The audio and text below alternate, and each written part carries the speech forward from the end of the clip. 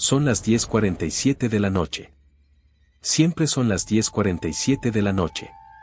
Han pasado 2 años. Desde aquella invasión, pero en mi mente, en mi casa, en mi vida, siempre son las 10:47. De la noche del 12 de septiembre. Ese es el momento en que el tiempo se detuvo. Cuando el reloj de la sala dejó de avanzar.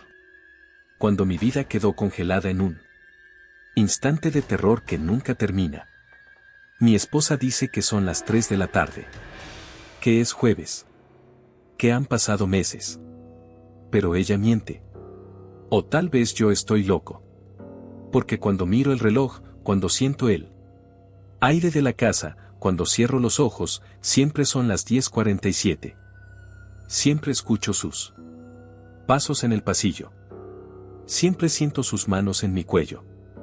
Siempre estoy ahí, en ese momento, viviendo la misma escena una y otra vez sin poder avanzar. La gente me dice que busque ayuda. Que es trauma. Que es TEP. ¿Qué necesito? Terapia. Y tienen razón. Pero lo que no entienden es que para mí no es un recuerdo. No. Es algo que pasó. Es algo que está pasando. Cada segundo. Cada minuto. Cada hora. Mi casa no es mi hogar. Es una máquina del tiempo rota que solo reproduce un momento. El peor momento. El momento en que todo lo que conocía se destruyó. 2 años. Mi familia ha intentado vivir. Mi esposa volvió a trabajar. Mis hijos crecieron. La vida continuó para ellos.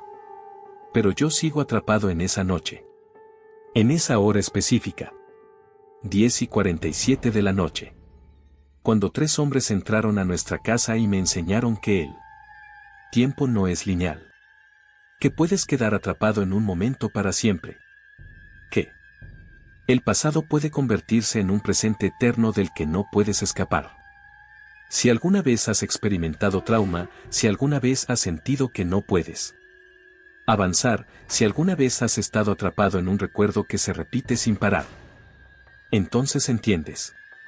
Entiendes que el tiempo no avanza igual para todos.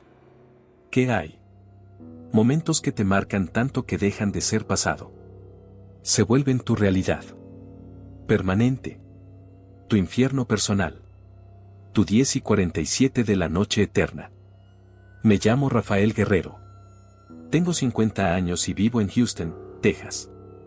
Llegué de Guanajuato hace 30 años.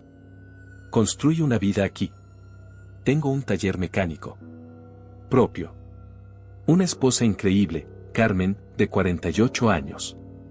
2 hijos ya adultos, Javier de 25 y Lucía de 22.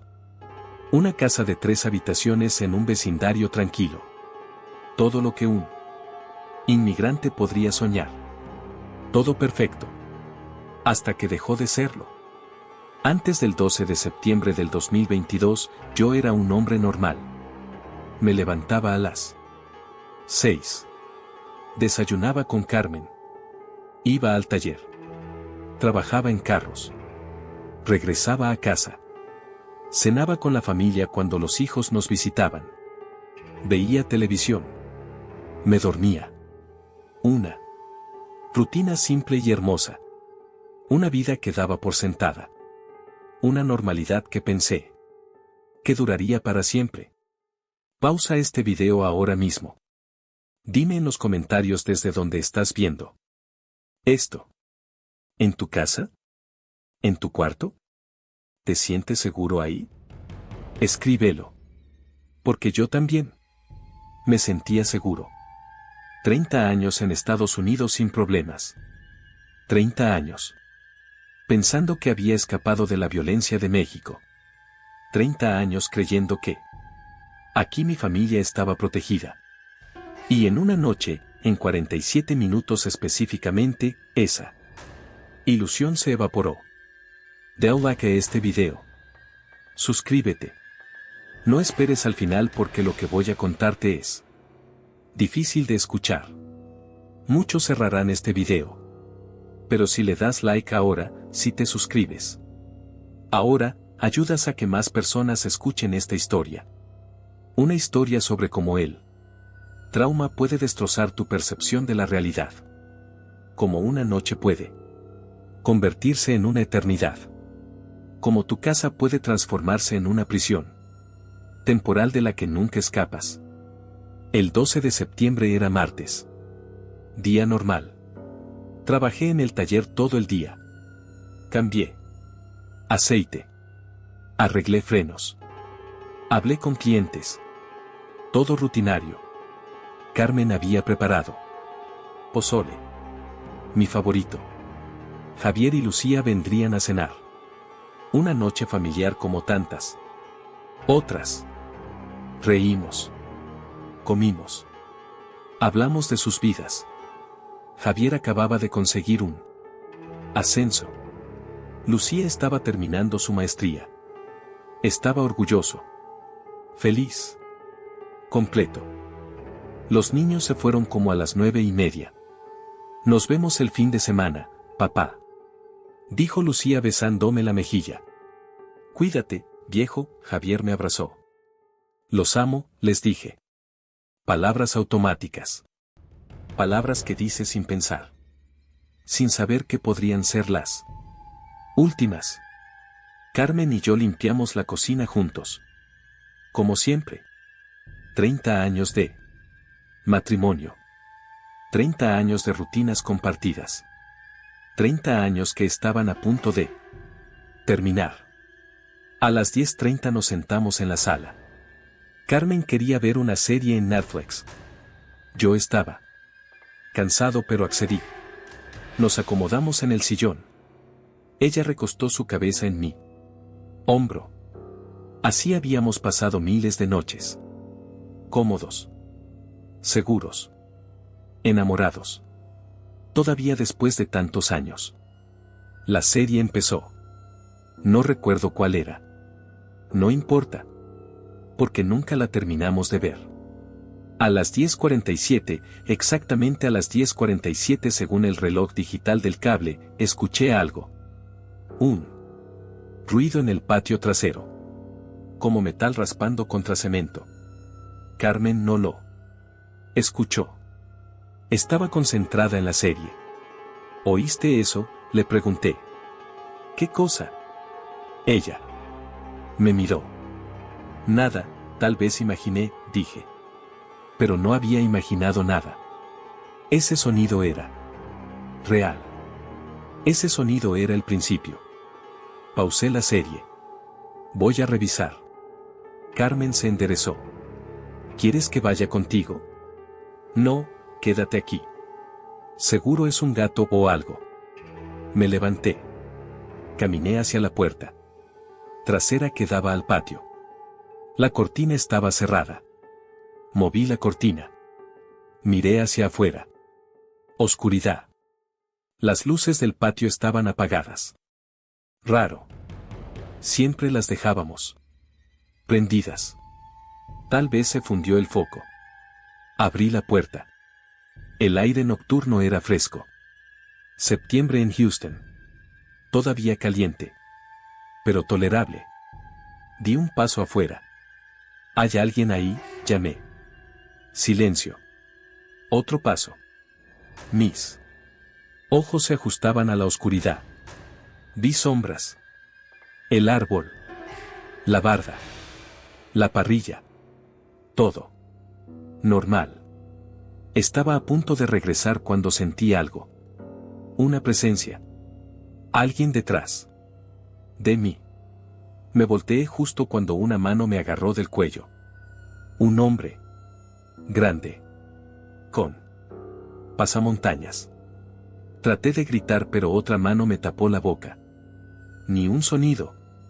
Susurró en español. Acento norteño. Tamaulipas o Nuevo León. Me empujó de regreso. Hacia la casa. Otro hombre apareció de la oscuridad. También con pasamontañas. También grande. Profesionales. Esto no era aleatorio. Me arrastraron adentro. Carmen estaba parada en la sala. Había escuchado el forcejeo. Rafael. Su voz llena de miedo. Y entonces vio a los hombres. Sus ojos se abrieron. Iba a gritar. El segundo hombre corrió hacia ella. Le tapó la boca. Cállate o tu esposo muere. Carmen me miró aterrorizada. Yo traté de pelear. De liberarme. Pero el hombre que me sostenía era demasiado fuerte. Un tercer hombre entró por la puerta trasera. Cerró con llave. Corrió las cortinas. Despejado, dijo. Este era más delgado. Más joven. Llevaba una mochila. Sacó cinta adhesiva. Amarraron mis manos detrás de mi espalda. Después mis pies. Me tiraron en el sillón. Hicieron lo mismo con Carmen. Nos tenían completamente indefensos. En nuestra propia casa. A las 10:47 de la noche. El hombre grande, el que parecía estar a cargo, se sentó en la silla frente a nosotros. Se quitó el pasamontañas. Cara de 40 y tantos años. Cicatriz en la mejilla. Ojos muertos. Buenas noches, Rafael y Carmen, dijo como si fuéramos viejos amigos. Lamento la intrusión, pero tenemos negocios que discutir. No tenemos dinero, dije inmediatamente. Si es robo, llévense lo que quieran, pero no tenemos mucho. El hombre se rió. No estoy aquí por dinero, Rafael. Estoy aquí por información. ¿Información? ¿Qué información podía tener yo? Era mecánico. No sabía nada importante. No entiendo, dije. ¿Información sobre qué? Sobre los carros que arreglas, respondió. Específicamente sobre ciertos clientes que traen ciertos vehículos. Vehículos que después cruzan la frontera. Vehículos que llevan cosas que no deberían llevar. Mi estómago se hundió. Estaba hablando de contrabando. De narcotráfico. Yo solo arreglo carros, protesté. No hago preguntas. No sé qué hacen mis clientes con sus vehículos. Pero ves cosas, insistió el hombre. Ves modificaciones. Compartimientos secretos. Placas cambiadas. No eres tonto, Rafael. Sabes exactamente qué tipo de trabajo haces. ¿Para qué tipo de gente? Tenía razón. En 30 años de mecánico en Houston, había visto cosas. Había hecho trabajos que sabía no eran completamente legales. Pero nunca pregunté. Nunca me involucré. Solo hacía mi trabajo y cobraba. Hay un cliente específico, continuó.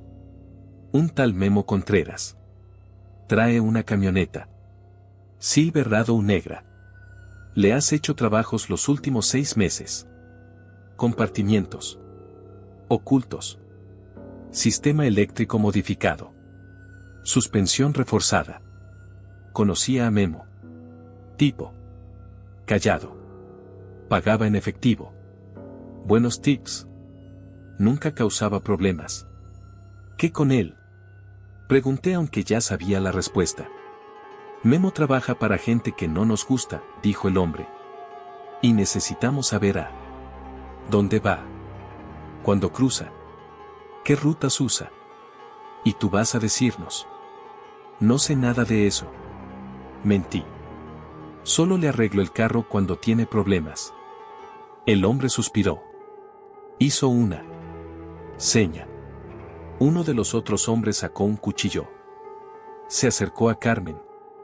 Puso la punta. Dao cuchilló contra su cuello. No mientas, Rafael, dijo el líder con voz calmada. Memo confía en ti. Te cuenta cosas. Probablemente mencionó rutas. Horarios. Algo. Y ahora vas a recordar cada detalle. O tu esposa empieza a sangrar.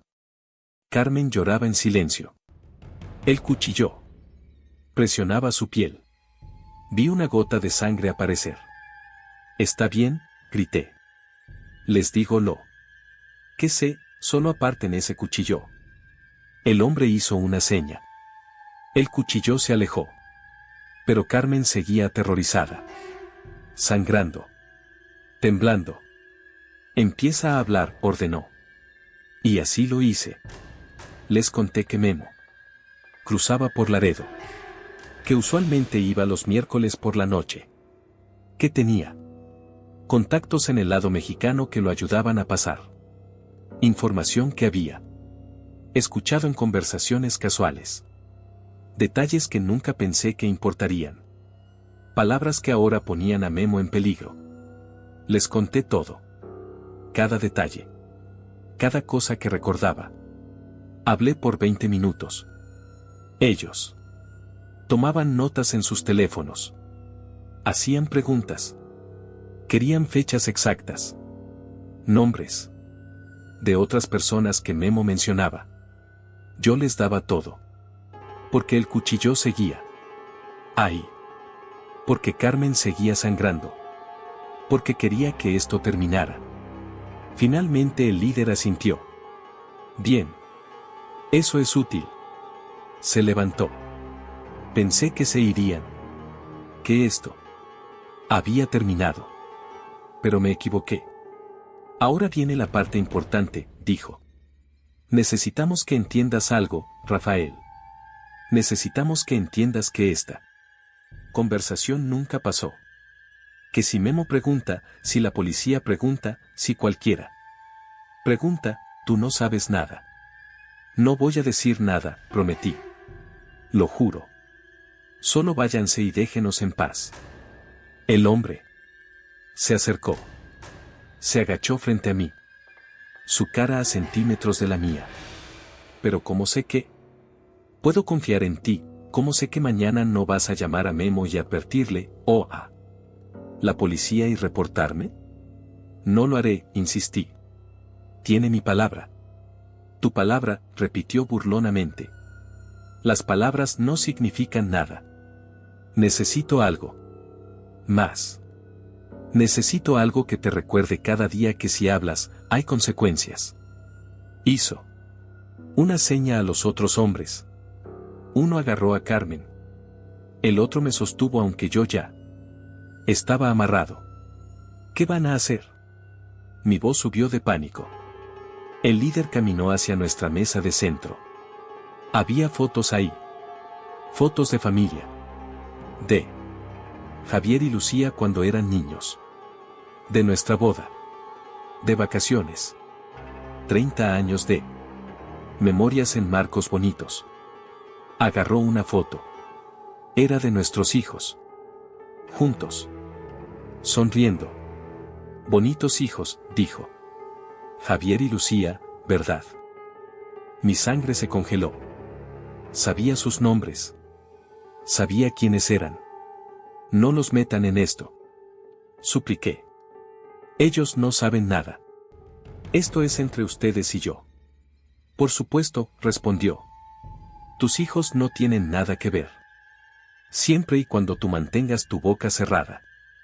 Pero si hablas, si dices algo a alguien, entonces tus hijos sí tienen algo que ver, ¿me explico? Entendía perfectamente. Era una amenaza velada. O tal vez no tan velada. Hablaba de mis hijos. De hacerles daño. Les prometo que no diré nada, repetí. Nunca. A nadie. El hombre puso la foto de regreso en la mesa. Pero no donde estaba. La puso boca abajo. Un gesto simple pero cargado de significado. Bien, dijo. Ahora vamos a asegurarnos de que recuerdes esta promesa. Sacó su teléfono. Tomó fotos. De la casa. De Carmen. De mí. De las otras fotos. Familiares. Estas fotos me recuerdan dónde vives. Cómo se ve tu familia. ¿Dónde trabajan tus hijos? Javier en la oficina de abogados en el centro. Lucía en la universidad. Terminando su maestría. Sé todo, Rafael. Todo. Las palabras me golpearon. Habían investigado. Sabían nuestras vidas. Nuestras rutinas. Éramos blancos fáciles. No necesito lastimarte físicamente, continuó. No necesito dejarte marcas. Porque la marca que voy a dejarte es aquí, señaló mi cabeza. En tu mente. En tus recuerdos. Cada vez que mires esta sala. Cada vez que te sientes en ese sillón. Cada vez que veas esas fotos. Vas a recordar esta noche.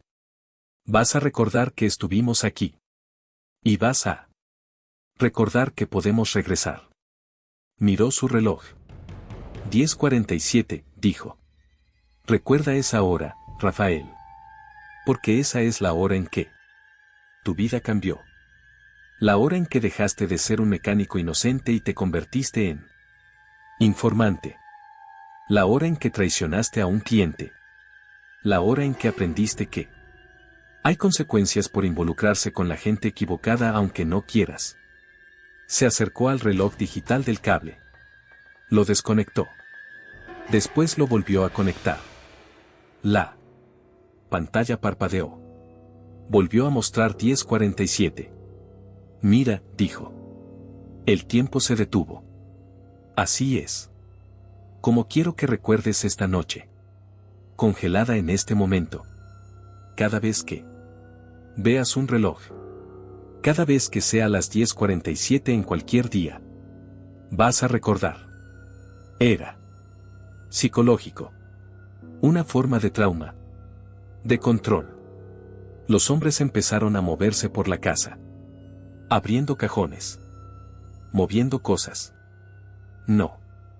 Estaban robando. Estaban dejando señales. Evidencia de que habían estado ahí.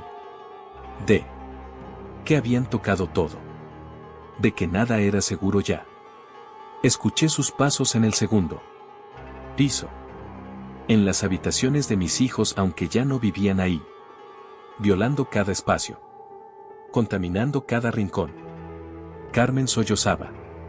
El corte en su cuello todavía sangraba ligeramente. Quise consolarla. Pero estaba amarrado. Inútil. Impotente. Solo podía mirarla sufrir. Solo podía escuchar a estos hombres destruir nuestra sensación de seguridad. Pieza por pieza. Habitación por habitación. Momento por momento. El líder regresó. Casi terminamos, dijo. Solo una cosa más. Sacó una tarjeta de su bolsillo. Blanca. Sin nombre. Solo un número de teléfono. Si Memo te pregunta algo sospechoso. Si la policía viene. Si pasa cualquier cosa que creas que debemos saber. Llamas a este número, ¿entendido? Puso la tarjeta en la mesa junto a las fotos. ¿Y si no llamas cuando debes? Bueno, ya sabes las consecuencias. Se acercó y me desamarró. Después desamarró a Carmen. Pueden moverse ahora, dijo. Pero van a esperar 5 minutos antes de hacer cualquier cosa. No llamen a la policía. No llamen a nadie. Solo esperen aquí. 5 minutos. Si salen antes, si hacen algo estúpido, regresamos. Y la próxima vez no seremos tan amables. Los 3 hombres se fueron por la puerta trasera. Como fantasmas. Como si nunca hubieran estado ahí. Excepto que sí habían estado. Las cuerdas en el piso. La sangre en el cuello de Carmen. La foto boca abajo. La tarjeta en la mesa. El reloj marcando 10:47. Todo evidencia de que esto había sido real. De que no era pesadilla. Carmen se desplomó contra mí. Lloramos juntos. Abrazados. Temblando. 5 minutos se sintieron como horas. Finalmente me levanté. Revisé la casa. Revisé las cerraduras. Revisé las ventanas. Todo estaba como siempre. Pero diferente. ¿Por qué? Ahora sabía que las cerraduras no significaban nada. Que las ventanas no nos protegían. Que nuestra casa no era fortaleza. Era jaula. Miré el reloj. Todavía marcaba 10:47. Aunque habían pasado al menos 30 minutos. Lo desconecté. Lo volví a conectar. Ajusté la hora. Pero en mi mente, en mi percepción, seguía siendo 10:47. Ese momento se había grabado. Se había congelado. Se había convertido en la única hora real que existía. Carmen quería llamar a la policía. Tenemos que reportar esto, dijo. No podemos dejar que se salgan con la suya. Pero yo pensé en Javier. En Lucía. En las amenazas. ¿Y si regresan? Pregunté. ¿Y si hacen algo a los niños? Carmen empezó a llorar otra vez. ¿Entonces qué? ¿Solo vivimos con miedo? Por ahora, respondí. Solo por ahora. Esa noche no dormimos. Nos quedamos en la sala. Con todas las luces prendidas. Mirando la puerta. Esperando que regresaran. Cada ruido era un ataque. Cada sombra era una amenaza. El tiempo pasaba en el reloj. Pero no pasaba en mi mente. Seguíamos atrapados en 10:47. En ese momento de terror. En esa hora que nos había destruido. Y así empezó. Así comenzó mi vida congelada. Mi existencia en loop. Mi realidad. Donde el tiempo dejó de avanzar. Porque aunque el reloj siguiera corriendo, aunque los días cambiaran en el calendario, aunque la vida continuara alrededor nuestro, yo me quedé ahí. En la sala. A las 10:47. Con 3 hombres amenazando a mi familia. Y ese momento, ese maldito momento, se convirtió en mi presente eterno. La mañana siguiente llegó pero no se sintió como mañana. Se sintió como una extensión de las 10:47. Carmen y yo seguíamos en la sala. No nos habíamos movido. La luz del sol entraba por las ventanas pero no traía calidez. No traía nuevo comienzo. Solo iluminaba el mismo espacio donde habíamos sido violados. Donde nuestro mundo se había detenido. Tengo que ir a trabajar, dije mirando el reloj. Eran las 7 de la mañana. Pero mi cerebro decía otra cosa. Decía 10:47. Siempre 10:47. Carmen me miró con ojos hinchados de tanto llorar. ¿Cómo puedes ir a trabajar? ¿Cómo puedes actuar como si nada pasó? Porque si no actúo normal, van a sospechar. Y si sospechan, los hombres lo sabrán. Era lógica retorcida. Pero era la única que tenía. Me bañé. Me vestí. Todo en piloto automático. Cada movimiento se sentía irreal. Como si estuviera viendo a otra persona hacer estas cosas. Desayuné sin probar la comida. Carmen no comió nada. Solo se sentó en la mesa mirando al vacío. ¿Vamos a decirles a los niños?, preguntó. No, respondí inmediatamente. Si no saben nada, están más seguros. Pero Rafael, no, Carmen. Por favor. Esto se queda entre nosotros. Manejé al taller. 30 minutos que normalmente pasaban rápido. Pero ese día cada minuto se estiraba. Se deformaba. El tráfico se movía pero yo me sentía estático. Atrapado. Llegué al taller. Mis empleados ya estaban ahí. Buenos días, jefe, saludó Miguel, mi mecánico principal. Buenos días, respondí sin emoción. Él me miró raro. ¿Está bien? Sí, solo cansado. Intenté trabajar. Abrí el primer carro del día. Una transmisión que necesitaba revisión. Tareas que había hecho 1000 veces. Pero mis manos temblaban. No podía concentrarme. Cada ruido me sobresaltaba. Cada vez que alguien entraba por la puerta, mi corazón se aceleraba. ¿Eran ellos? ¿Habían regresado? Venían a verificar que no había hablado. A las 10:47 de la mañana me congelé. Literalmente me detuve en medio de una reparación. Miguel me encontró parado con una llave en la mano, mirando al vacío. Jefe, ¿seguro que está bien? Sí, mentí. Solo recordé algo. Pero la verdad era que había regresado. Mi mente había viajado a la noche anterior. A ese momento exacto. Viviendo todo otra vez. Los hombres. El cuchillo. Las amenazas. Todo. El día laboral fue una tortura. Cada hora marcada. Cada minuto contado. Esperando las 10:47 de la noche, sabiendo que cuando llegara esa hora otra vez, reviviría todo. Y así fue. A las 10:47 de la noche estaba manejando a casa. Vi el reloj del carro cambiar. 10:46, 10:47. Y todo. Regresó. El pánico. El terror. Las manos en mi cuello. Carmen sangrando. La foto boca abajo. Todo tan vívido como si estuviera pasando en ese momento. Casi choqué. Tuve que orillarse. Respirar. Contar. 1, 2, 3. Pero no ayudaba. Porque no era un ataque de pánico normal. Era más profundo. Era mi cerebro diciéndome que esta hora era peligrosa. Que en esta hora cosas horribles pasaban. Que nunca estaría a salvo a las 10:47. Nunca más.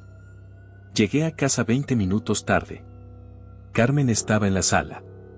En el mismo lugar donde la habían amarrado. ¿Por qué está sentada ahí?, pregunté. Ella me miró confundida.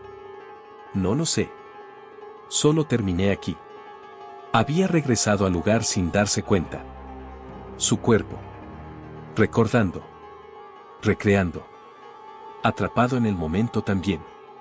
Los días siguientes fueron iguales. Despertar. Intentar trabajar.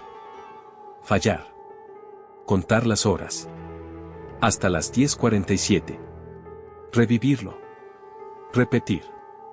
Carmen dejó de dormir en nuestra habitación. No. Puedo estar ahí arriba sabiendo que ellos estuvieron en esas habitaciones, explicó. Dormía en el sillón de la sala. Donde había pasado. Porque alejarse era imposible. El trauma la jalaba de regreso. Una semana después Memo vino al taller. Mi estómago se revolvió al ver su Silverado negra entrando. El cliente que había traicionado. El hombre que no sabía que yo había dado información sobre él. Rafael saludó con su sonrisa usual. Necesito que revises la suspensión. Se siente rara. Claro, respondí tratando de sonar normal.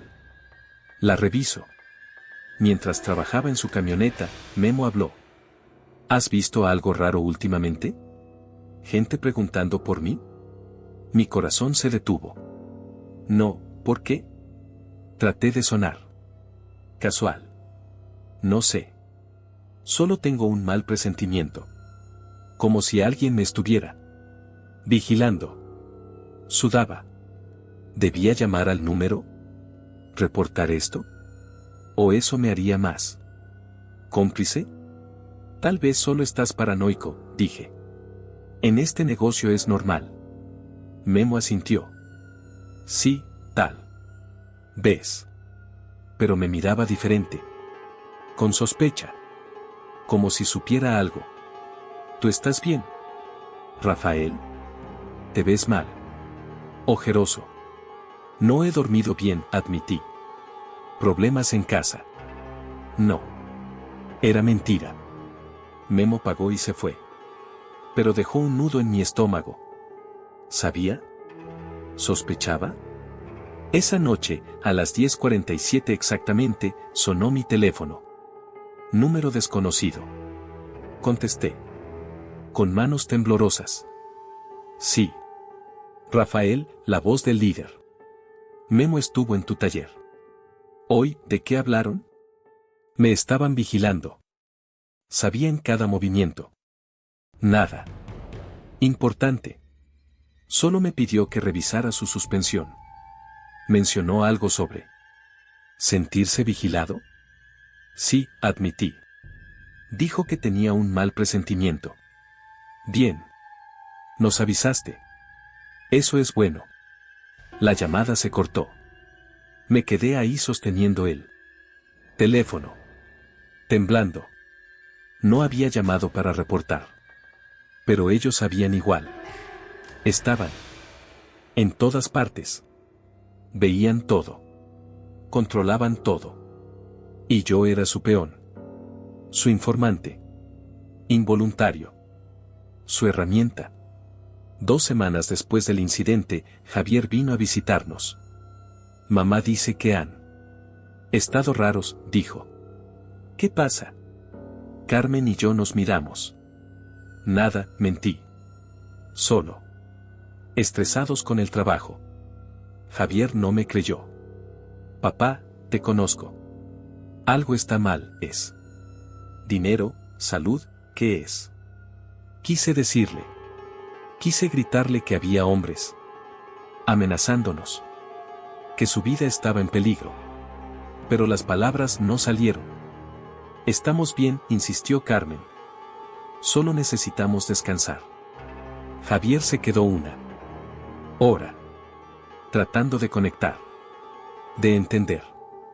Pero éramos extraños para él ahora. Personas que no reconocía. Porque habíamos cambiado. Esa noche nos había transformado en versiones rotas de nosotros mismos. En fantasmas viviendo en nuestra propia casa. Después de que Javier se fue, Carmen colapsó. No puedo más. No puedo vivir así. Cada minuto esperando que regresen. Cada ruido pensando que son ellos. Esto no es vida. Tenía razón. No era vida. Era existencia. Era supervivencia minuto a minuto. Era estar atrapados en un momento que se repetía sin fin. Un mes después del incidente, dejé de ir al taller algunos días. No podía. La ansiedad me paralizaba. Me quedaba en casa. Pero la casa era peor. Porque cada rincón tenía recuerdos. La sala donde nos amarraron. La cocina donde tomé café antes de que todo cambiara. Las escaleras que ellos subieron. La puerta trasera por donde entraron. Todo. Era un recordatorio. Carmen empezó a limpiar obsesivamente. Necesito sacarlos de aquí, decía fregando. El mismo lugar una y otra vez. Necesito borrar su presencia. Pero no se podía borrar. Porque no era física. Era psicológica. Estaba en nuestra mente. En nuestros recuerdos. En nuestra percepción de cada espacio. Empecé a notar patrones en mi pensamiento. Cada día, sin importar qué estuviera haciendo, a las 10:47 me detenía. Mi cerebro se apagaba. Regresaba a esa noche. Vivía. Cada segundo otra vez. 5 minutos. 10 minutos. A veces media hora perdida en él. Recuerdo. Y cuando regresaba, me daba cuenta de que el mundo había seguido. Pero yo no. La gente en el taller notaba. Jefe, está actuando raro, me dijo Miguel. Ayer se quedó parado 20 minutos mirando la pared. Después de las 10:47, ¿qué pasa? Nada, respondí. Pero él sabía que mentía. Todos sabían. Era obvio que algo me había roto. Algo me había cambiado. Pero nadie sabía qué. 2 meses después, Memo dejó de venir. Su camioneta nunca regresó al taller. Pregunté discretamente a otros clientes. ¿Alguien ha visto a Memo? Silencios. Miradas nerviosas. Finalmente uno habló. Memo desapareció. Hace 3 semanas. Nadie sabe dónde está. Mi sangre se congeló. Desapareció. Por la información que yo había causado eso.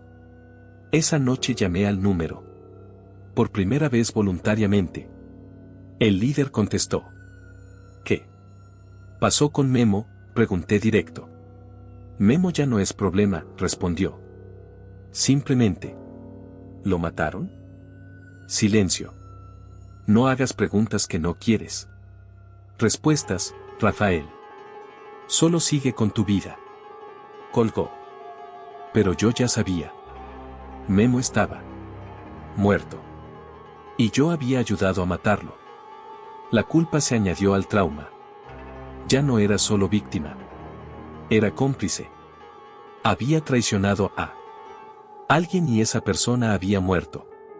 Tal vez tenía familia. Tal vez tenía hijos. Y ahora estaban sin él. Por mi culpa. Por mi cobardía. Por mi necesidad de proteger a mi propia familia sacrificando la de otro. Empecé a tener alucinaciones. O tal vez no eran alucinaciones. Tal vez eran recuerdos. Tan vívidos que se sentían reales. Veía a los hombres en la casa. Parados en esquinas. Mirándome. Desaparecían cuando parpadeaba. Pero por un segundo estaban ahí. Tan reales como la primera noche. Carmen también los veía. Rafael, hay alguien en el patio, decía. Corría a revisar. Nada. No hay nadie. Pero lo vi. Estaba ahí. Compartíamos las alucinaciones. Compartíamos el trauma tan profundo que creaba las mismas visiones. 2 personas. Atrapadas en la misma pesadilla. 3 meses después dejé el taller completamente. No podía funcionar. Miguel tomó el control. Jefe, tómese tiempo. Descanse. Nosotros manejamos todo. Era generoso. Pero también era rendición. Admitir que estaba roto. Que no podía seguir pretendiendo normalidad. Que las 10:47 de aquella noche me habían destruido. Me quedé en casa. Todo el día. Todos los días. Carmen tampoco trabajaba. Habíamos dejado nuestros empleos. Nuestras rutinas. Nuestra vida. Solo existíamos en la casa. Esperando. Observando. Reviviendo. La casa se convirtió en nuestra prisión. No porque no pudiéramos salir, sino porque salir requería energía que no teníamos. Los niños empezaron a preocuparse de verdad. Javier vino con Lucía. Papá, mamá. Esto no está bien. Necesitan ayuda. Terapia. Algo. Estamos bien, mentíamos. Pero nuestras caras decían otra cosa. Nuestros ojos hundidos. Nuestros cuerpos más delgados. Nuestras manos temblorosas. Todo gritaba que no estábamos bien. ¿Qué pasó?, preguntó Lucía. Algo pasó y no nos quieren decir. Nada pasó, insistió Carmen. Solo estamos cansados. Lucía empezó a llorar. Mami, te estás muriendo. Los 2 se están muriendo. Y no sé cómo ayudarlos si no me dicen qué pasa. Quise abrazarla. Decirle la verdad. Pero las amenazas resonaban. Si hablas, tus hijos pagan. Los niños se fueron frustrados. Impotentes. Viendo a sus padres desintegrarse sin poder hacer nada. Esa noche Carmen dijo algo que me heló. Tal vez sería mejor si nos hubieran matado esa noche. Mejor que esto. Mejor que vivir así. No la corregí. Porque pensaba lo mismo. Muerte habría sido más rápida. Menos dolorosa. Esto era tortura lenta. 6 meses después del incidente, la casa había cambiado físicamente. No habíamos limpiado bien. No habíamos mantenido. Polvo en todas partes. Platos sucios. Ropa sin lavar. Vivíamos en decadencia. Porque limpiar requería creer en futuro. Requería pensar que mañana importaba. Y nosotros estábamos atrapados en ayer. En las 10:47. De hace 6 meses. Las fotos en la mesa seguían igual. La que el líder había puesto boca abajo todavía. Estaba así. No la habíamos tocado. No podíamos. Se había convertido en monumento. En recordatorio permanente. En símbolo de lo que habíamos perdido. La tarjeta con el número también seguía ahí. Sin tocar. Como reliquia maldita. Dejé de usar reloj. No podía ver la hora. Porque cada vez que veía 10:47, sin importar si era AM o PM, me destruía.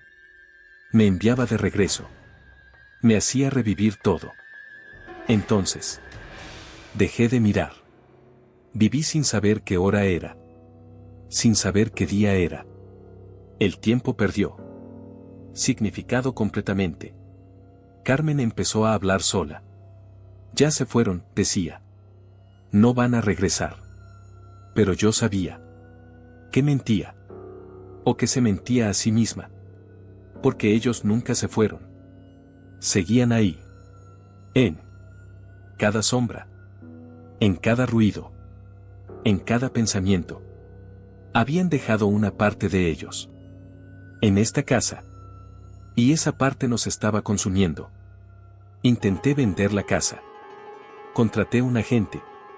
Es un buen vecindario, dijo. Debería vender rápido. Pero cuando la gente venía a verla, sentían algo. No sé, decían. Algo. No se siente bien aquí. Tenían razón. La casa estaba maldita. No con fantasmas. Con trauma. Con energía oscura que dejaban las experiencias horribles. Después de 3 meses sin ofertas, el agente sugirió reducir el precio. Tal vez está muy alta. Pero no era el precio. Era la casa. Era lo que guardaba entre sus paredes. Era él. Momento congelado que vivía en cada habitación. Eventualmente dejé de intentar vender. ¿Para qué? ¿A dónde iríamos? El trauma vendría con nosotros. 1 año después del incidente, recibí otra llamada. El líder. Rafael, tengo trabajo para ti. No, respondí. Ya te di lo que querías. Déjame en paz. No funciona así. Ahora. Trabajas para nosotros. Hay otro cliente en tu taller. Necesito información. Ya no. Tengo taller. Lo dejé. Silencio. Entonces encuentra la otra manera. Tienes una semana. Colgó. El control continuaba. Nunca había terminado. Solo había estado dormido. Y. Ahora despertaba. Exigiendo más. Queriendo más. Yo era su herramienta para siempre. No había escape. No había fin.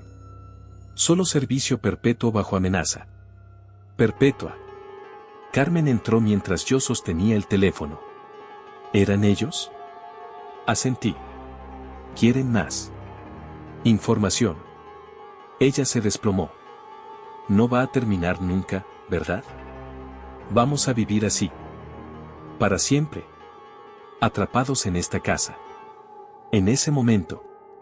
En las 10:47. No lo sé. Admití. Honestamente no lo sé. Esa noche, exactamente a las 10:47 de la noche, ambos estábamos en la sala. En los mismos lugares donde nos habían sentado. Como si nuestros cuerpos recordaran. Como si fueran atraídos magnéticamente a recrear Carmen me miró. ¿Sientes eso? Preguntó. Siento como si estuviera pasando otra vez. Como si ellos estuvieran aquí. Yo también, susurré. Y en cierto sentido, ellos estaban ahí. No físicamente. Pero habían dejado fantasmas. Versiones de ellos mismos grabadas en nuestro trauma. Que aparecían cada noche a las 10:47. Que nos recordaban. Que nos torturaban. Que nos mantenían prisioneros en nuestro propio hogar. El reloj marcaba 10:48. Pero para mí seguía siendo 10:47. Siempre sería 10:47. ¿Por qué? Ese momento había expandido. Había tomado control de toda mi existencia. Ya no. Vivía en tiempo lineal. Vivía en loop. En repetición eterna. En un presente que era perpetuamente esa noche. Esa hora. Ese trauma.